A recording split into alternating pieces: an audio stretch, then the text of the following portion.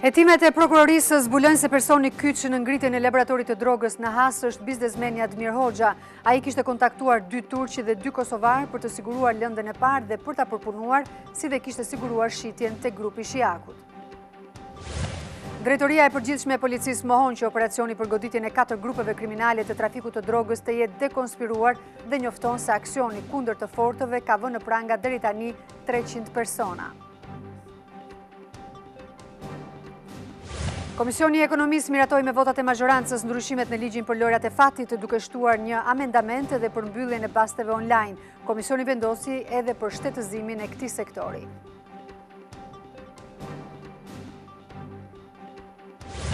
Euro shënon një tjetër rënje rekord në tregun shqiptar që prej muajit qershor, kur Banka e Shqipërisë ndryri për të frenuar zhvlerësimin e tij.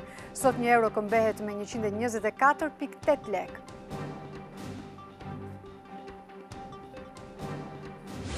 Situatë alarmante në vend grumbullimin e mbetjeve urbane në Porto Romano, edhe pse Bashkia e Durrësit të shpalli gjendjen e emergjencës në korrik të këtij viti, asgjë nuk ka ndryshuar dhe asnjë nga autoritetet nuk ndërhyn. Humbje për të shënuar në librin e rekordeve Guinness për vajzat e reja të futbollit shqiptar. Kombëtarja 17 vjeçareve u mund me rezultatin 14-0 nga Irlanda në kualifikueset e kampionatit evropian.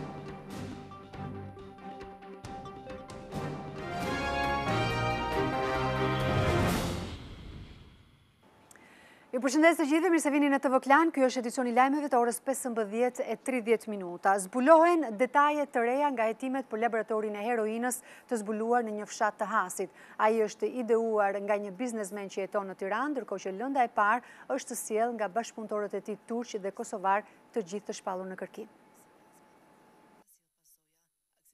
Dosja voluminoze e krimeve të rënda për 4 grupe kriminale të trafikut të drogës përmban detajet e hollësishme për një prej laboratorëve më të mëdhenj të drogës të zbuluar në Shqipëri.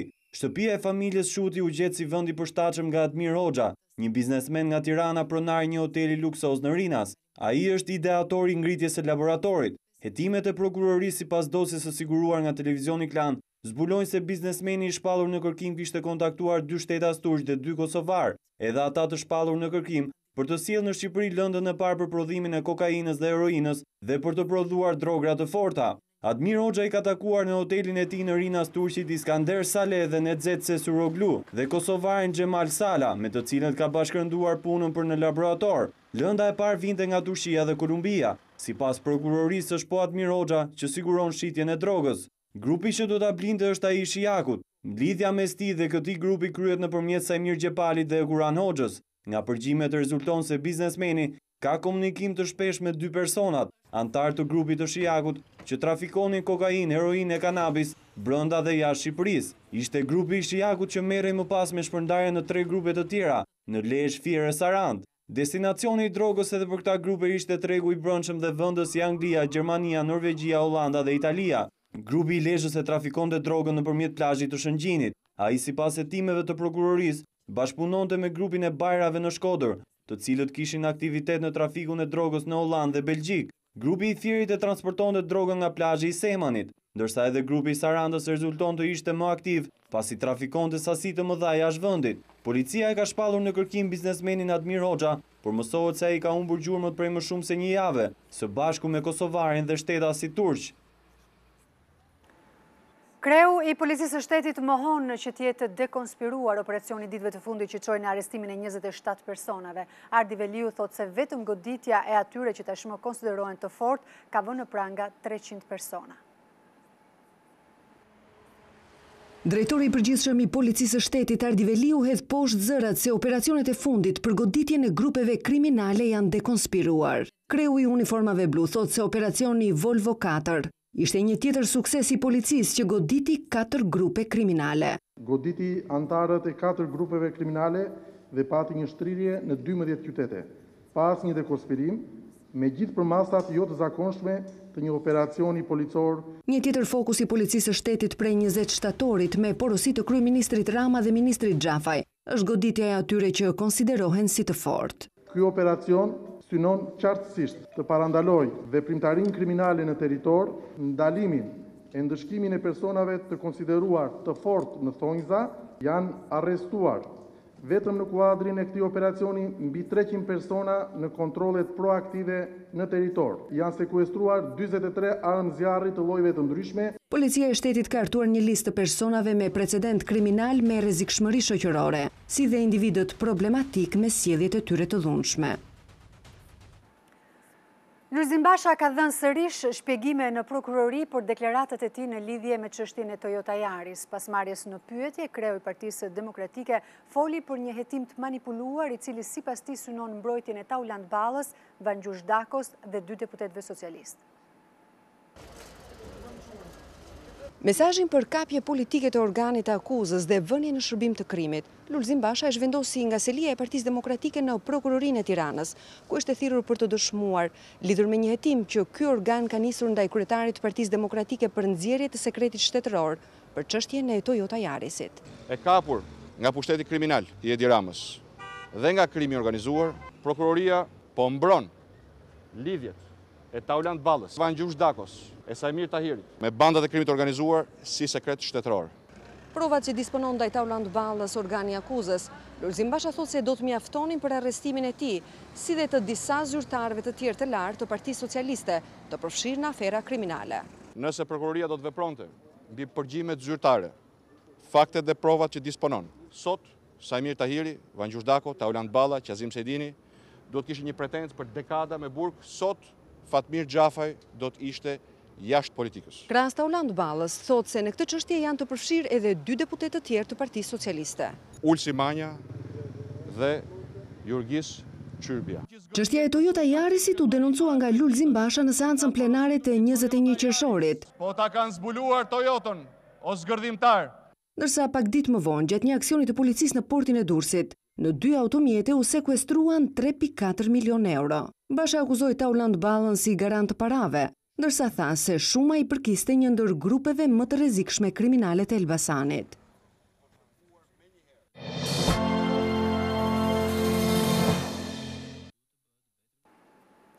Nga janari vitit të ardhshëm nuk do të ketë më baste sportive, gara në pistë të përfshirë edhe ato që luhen online. Ligji është miratuar sot në Komisionin e Ekonomisë, i cili ka propozuar gjithashtu që organizimi dhe zhvillimi i të gjitha aktiviteteve në fushën e lojrave të fatit të bëhet nga shteti. Të gjithë deputetët socialistë të Komisionit e Ekonomisë votuan mbylljen e bingove kombëtare pikave të basteve, përfshirë dhe ato online që përkufizohen si lojra elektronike në distancë, në një seancë ku mungonin deputetët e opozitës. Kush është pro? Abstenim nuk ka, miratohet. Vetë majoranca pranoi kërcënimet që krimi organizuar kishte bërë ndaj deputetëve për të mos votuar ndryshimet ligjore. Propozime për të shtuar mbylljen e lojrave elektronike në distancë erdhi nga ministri i Financave Arben Ahmetaj. Mbyllen kazinot elektronike, mbyllen bastet sportive, sallat e bingove dhe lojrat e fati elektronike në distancë, pra online.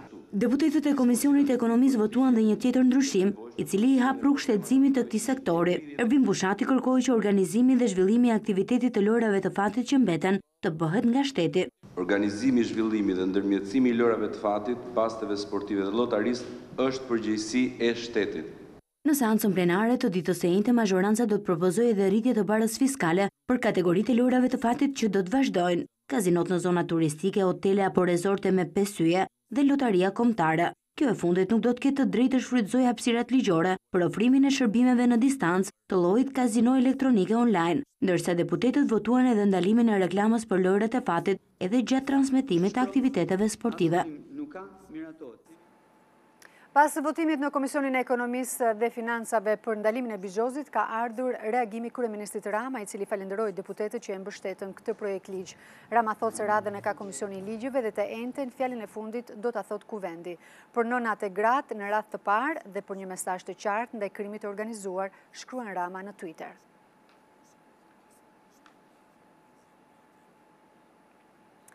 Ka zgjatur rreth 90 minuta një mbledhje e kryesisë së Partisë Socialiste mëngjesin e sotëm, e thirrur në mënyrë urgjente nga kryeministri Rama. Ai shprehu shqetësimin për punën e disa të zgjedhurve në rrethe. Kryesia ka vendosur sot të propozojë shkarkimin e 11 kryetar degësh për mungesë të bashkëpunimit me qytetarët. Nënkryetaria e grupit parlamentar socialist Elisa Spiropali ka shpjeguar këtë vendim për mediat.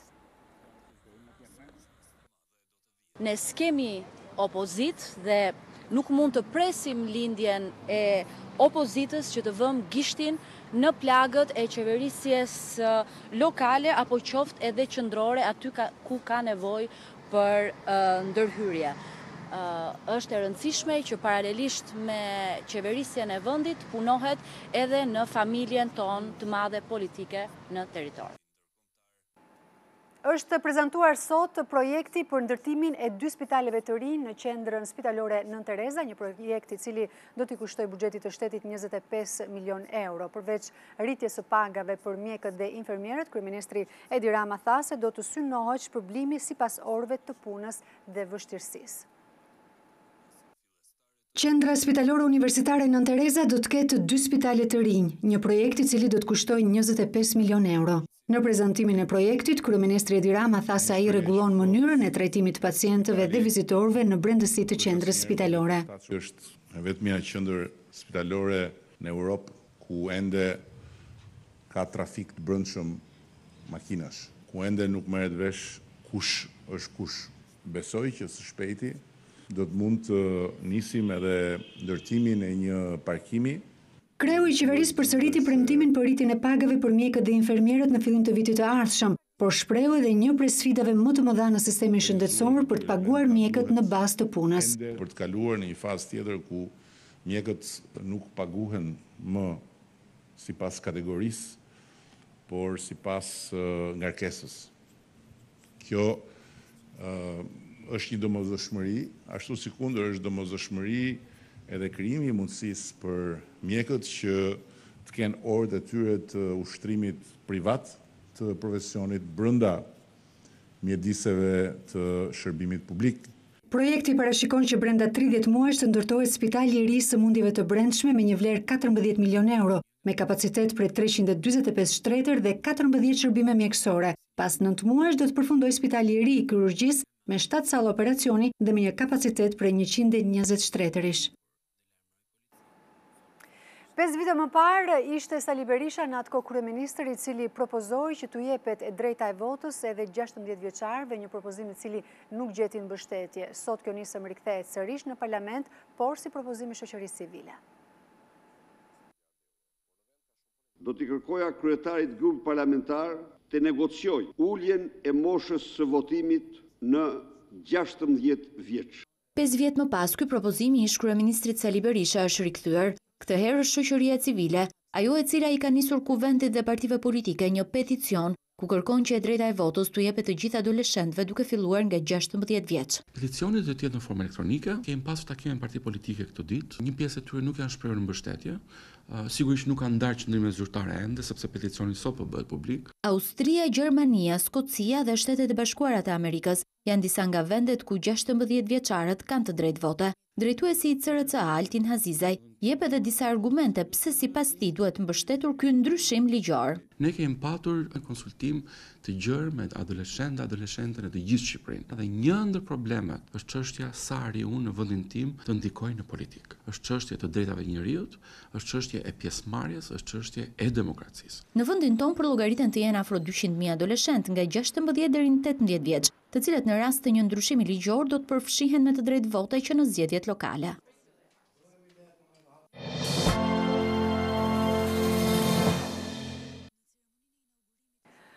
Pavarësisht se Banka e Shqipërisë nuk është tërhequr nga plani për të vijuar programin e ndërhyrjes në tregun e këmbimit valutor vendas, moneda e përbashkët europiane ka arritur nivelin më të ulët në tregu vendas që prej qershorit. 1 euro këmbehet me 124.5 lek, ku mesatarja e muajve të fundit të saj ishte 125 dhe 126 lek. Leku ka fituar terren ndaj poundit, por jo ndaj dollarit, i cili gjatë kësaj periudhe ka qëndruar stabil. Në tregjet ndërkombëtare ka ndodhur e kundërta, euro është forcuar ndaj monedës amerikane.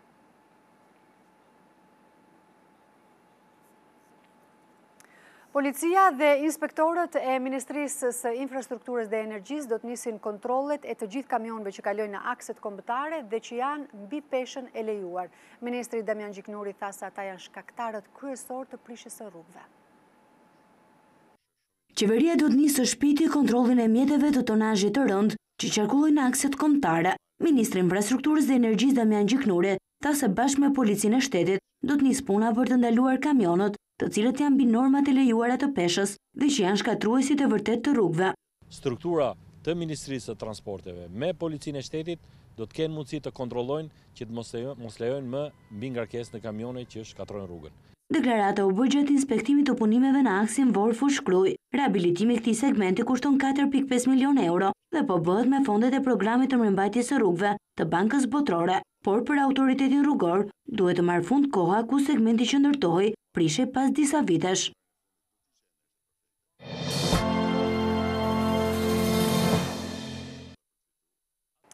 Në rubrikën Fokus do t'i rikthehemi ndotjes e cila gjenerohet çdo ditë në vend grumbullimin e mbetjeve në Porto Romano. Edhe pse Këshilli Bashkiak i Durrësit shpalli gjendjen e emergjencës mjedisore vetëm para pak javësh, situata nuk ka ndryshuar.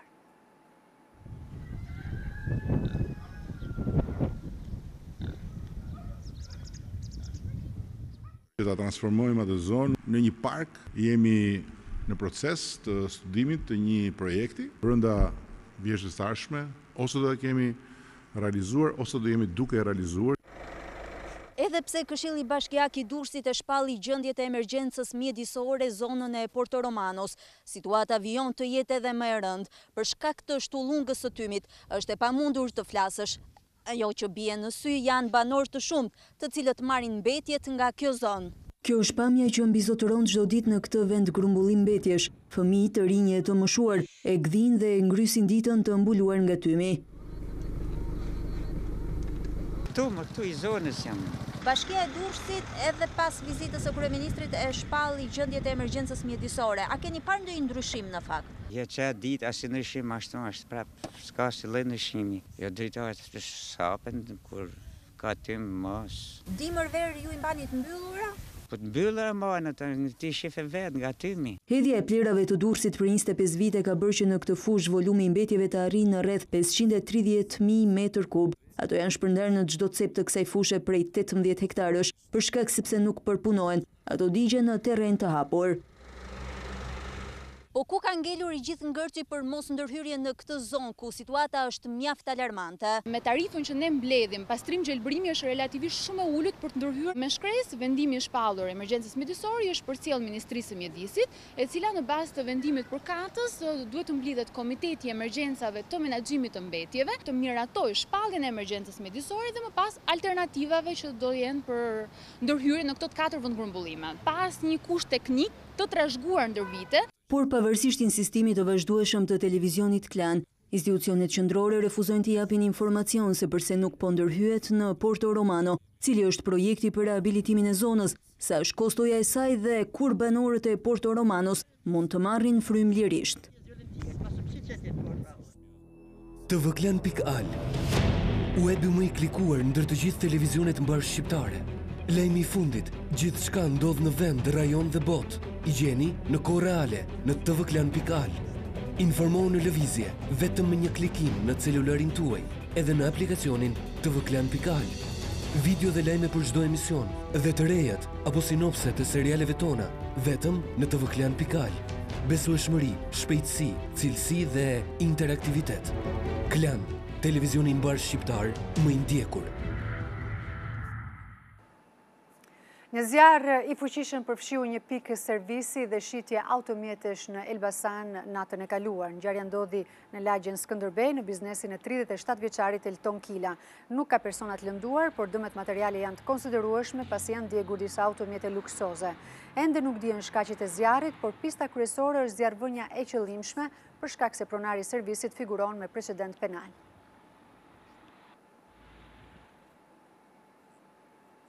Gjykata e krimeve të rënda ka shtyr sërish gjyqin për Emiliano Shullazin. Në seancën e kësaj të martë do të lexoheshin konkluzionet e mbrojtjes, por avokatët kanë kërkuar më shumë kohë për të kryer një mbrojtje efektive.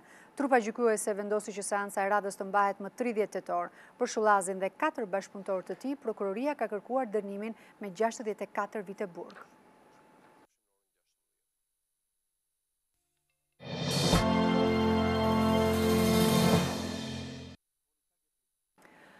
Turqia nuk do të pranojë zgjerimin e Greqisë me 12 milje në detin Egje. Ministri i jashtëm turk Mevlut Çavuşoglu i ka konsideruar populiste deklaratat e ish-ministrit Nikos Kocias, ndërkohë që Ankaraja ka thirrur për shpjegime ambasadorin grek në Turqi. Deklarata e ish-ministrit i jashtëm grek Nikos Kocias se Athina do të shtrisë sovranitetin e saj në 12 milje detare në detin Jon ka ngjallur reagimin e ashpër të Turqisë. Kryediplomati turk Mevlut Çavuşoglu tha në një intervistë për gazetarët e agjencisë së lajmeve Anadolu se Ankaraja nuk do të lejojë që ky parim të aplikohet në detin Egje.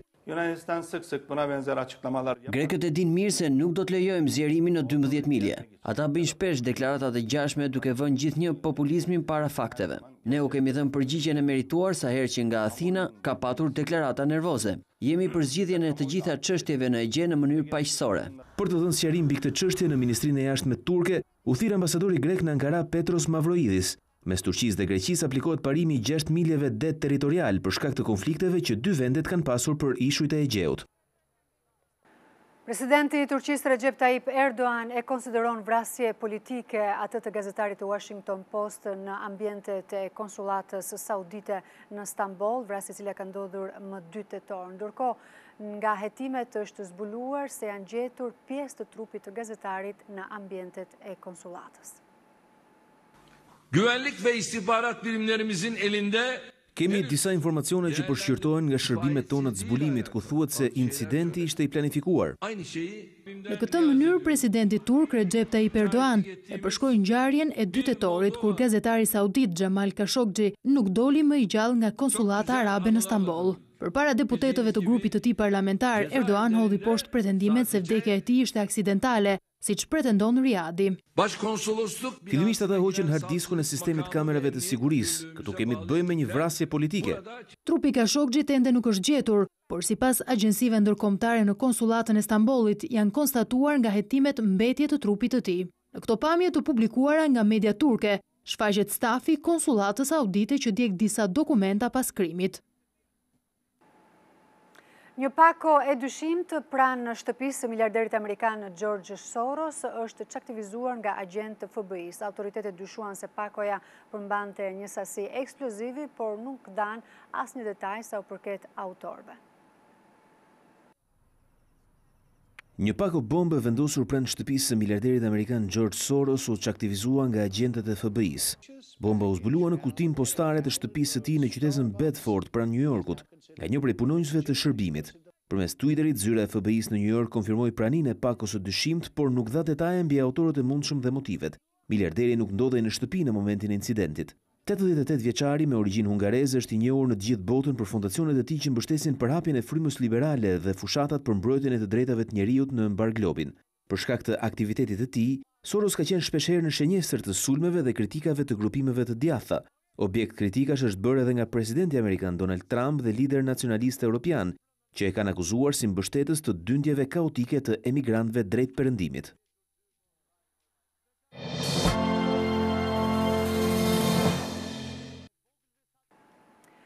Një tjetër mens sociale ka hapur dyert në kryeqytet për njerëzit në nevojë. Kryetari i Bashkisë Erion Velia i tha se kjo është një përpjekje më shumë në betejën kundër varfërisë. Kryeqyteti është shtuar një mensere sociale për të ofruar jo vetëm një vakt ushqim për personat në nevojë, por edhe një sër aktivitetesh për të kaluar kohën e lirë. Kryebashkia Velia i pranishëm në inaugurimin e kësaj qendre në njësinë numër 7. Theksoi rëndësinë që kanë ndihma ndaj njerëzve në nevojë. Fakti që edhe në vendet më të pasura i kushtohet një rëndësi atyre që janë nevojtar do thotë që betejë me varfërinë nuk fitohet. As me një ditë, as me një natë, as me një javë, as me një sup. Është një betejë konstante. Dhe unë jam i bindur që betejën me varfërinë në Tiranë e luftojmë në mënyrë dinjitoze dhe e fitojmë çdo ditë nga pak. Në Tiranë funksionojnë aktualisht 7 mensa sociale që ofrojnë një vakt për personat në pamundësi ekonomike, ndërsa në to mund të marrin shërbim 800 vet në ditë nga 150 që ishte në 2015.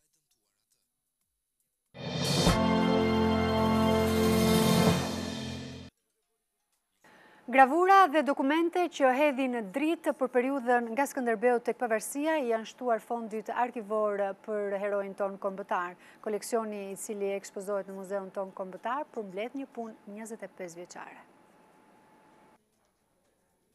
Ky koleksion librash, hartash dhe gravurash të vjetra që i përkasin shekujve të 15 deri në shekullin e 19, është ekspozuar për herë të parë në muzeun historik. E titulluar Rrëfimet e një koleksioni albanologjik, Shqiptarët dhe Shqipëria nga Skënderbeu tek pavarësia, koleksioni është një punë 25 vjeçare e Ylli Sulës, që u finalizua me ekspozimin e 300 njësive nga 1200 që ai zotëron. Bëhet fjalë për një koleksion i cili ka rreth 1200 tituj albanologjik, këtu janë ekspozuar rreth 300. Bëhet fjalë për botime të shkruara nga autor të huaj. Botimi më i vjetër është 1493-shit. Në konferencën e zhvilluar në kuadër të ekspozitës, ishin të pranishëm profesor dhe studiues të mirënjohur.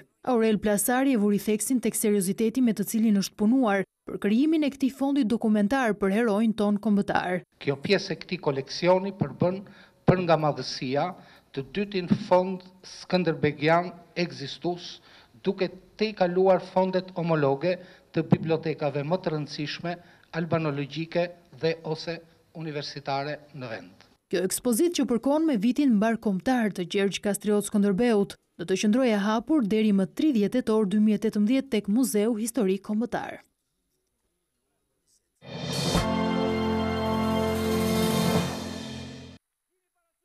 Përurohet në Kinë ura më e gjatë në botë, 55 kilometra me vlerë $20 miliard. Kjo urë që lidh me rrugë automobilistike Hong Kongun me Macaon është tashmë më e gjata në botë. Ka një gjatësi prej 55 kilometrash me 3 korsi për çdo drejtim, ndërsa për ndërtimin e saj përgjatë 10 viteve janë harxuar $20 miliard. Një segment i saj prej 7 kilometrash shtrihet në një tunel në New York. Në përurim mori pjesë presidenti kinez Xi Jinping. Ura duhet hapej 2 vite më parë, por u shtyt disa herë për shkak të problemeve të shfaqura me sigurinë teknike. Gjatë ndërtimit kanë humbur jetën 18 punëtor. Projekti është përballur edhe me kritika për koston e lartë të ndërtimit, por Pekini parashikon që ura që lidh 2 prej rajoneve më të zhvilluar të vendit do të gjenerojë të paktën $1 triliard për ekonominë vendase. Këtu kemi përfunduar këtë edicion informativ. Faleminderit që na ndoqët.